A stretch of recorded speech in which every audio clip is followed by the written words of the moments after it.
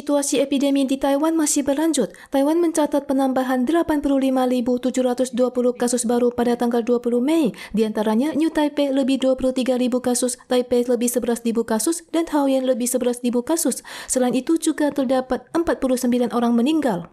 Jumlah kasus terdiagnosis di Taiwan telah mencapai lebih 950.000 terhitung sejak awal tahun. CCC mengatakan pasien yang telah sembuh dan bebas isoman jika melakukan kontak dekat dengan kasus terdiagnosis tidak perlu isoman lagi jika tidak bergejala. Tetapi jika ada, maka diimbau untuk segera melakukan tes PCR. 基本上我们是认为说，才刚感染过而且解除隔离的人他在短期内是不会再有这个再次感染的这样的一个可能性，获得一个无敌星星这是一种说法，就是说好像他在3个月内应该是具有这个免疫力一定的程度的免疫力，所以我们在食物上我们也不把它列为需要框列为接触者。 Rumah sakit Ili di Hualien melaporkan infeksi skala besar. Dari 2.000 penghuni rumah sakit, 375 orang dinyatakan positif. Untungnya sebagian besar pasien bergejala ringan.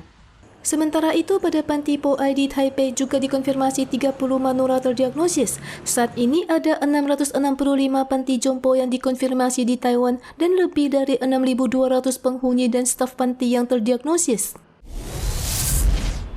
Pemerintah daerah di seluruh Taiwan bersiap siaga menghadapi situasi epidemi yang memuncak. Pemerintah kota Taipei adalah yang pertama yang mengumumkan bahawa siswa SMA ke bawah menerapkan pengajaran daring dari tanggal 23 hingga 27. Kota Jilong hanya menerapkan sistem belajar daring untuk SMP dan SMA kelas 3 dari tanggal 23 hingga upacara kelulusan. Sementara kota New Taipei menentukan distrik Sanchong, Luzhou, Xinzhuang, Zhonghe, Yonghe, Panqiao dan Tucheng menerapkan sistem belajar daring pada minggu depan. Epidemi telah menyebar ke selatan. Beberapa pemda termasuk Taoyuan, Hsinchu, Miaoli dan Taichung mengumumkan penerapan belajar daring selama 5 hari per tanggal 23. Kabupaten Hsinchu dan Kota Taichung bahkan menggalakkan pembelajaran daring siswa SMP dan SMA kelas 3 dilanjutkan hingga sehari sebelum tamat. Selain itu, Jiayi, Tainan, Kaohsiung, Pingtung, Yilan dan Taitung menerapkan sistem pembelajaran daring selama seminggu mulai tanggal 23.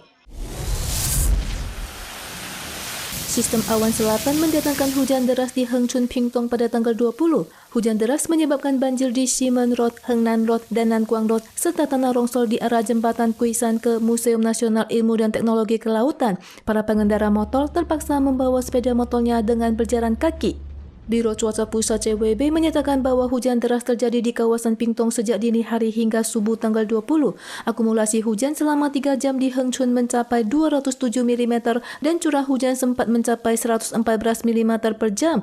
Tetapi pada siang hari, sistem awan konvektif bergerak bersama tekanan rendah akan membuat hujan terkonsentrasi di Hualien dan Taitung. CWB juga mengingatkan bahawa cuaca akan lebih tidak stabil setelah hari Minggu. Front udara yang lewat akan menghadirkan cuaca cerah dan hujan secara bergantian. Presiden Tsai Ing-wen telah mengemban tugas selama 6 tahun. Selain ditantang oleh situasi epidemi yang parah dan konflik Rusia-Ukraina, masyarakat luas juga sangat peduli dengan situasi di Selat Taiwan.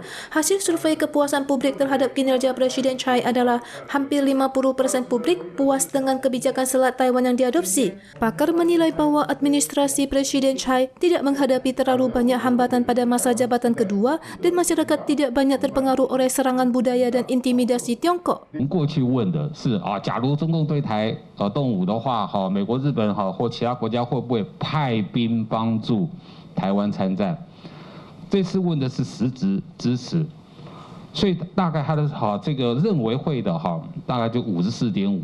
Lebih lanjut lagi, pakar menyebutkan lebih dari 70% publik mendukung pertukaran antar selat di bawah premis situasi epidemi yang stabil. Selain itu, hasil survei juga menunjukkan kesediaan publik untuk membela negara telah melebihi 60%, setara dengan kesediaan rakyat Ukraina untuk berpartisipasi dalam perang. 国人对于这个中国对台的一些假讯息的一个操作上，其实已经有慢慢可以辨识。 Hasil survei juga menunjukkan 49,7% masyarakat beranggapan bahwa perang kognitif PKC terhadap Taiwan telah meluas. 29,1% berpikir bahwa hal ini tidak serius. Sementara itu juga terdapat kesenjangan pendapat antara pendukung kubu biru dan hijau.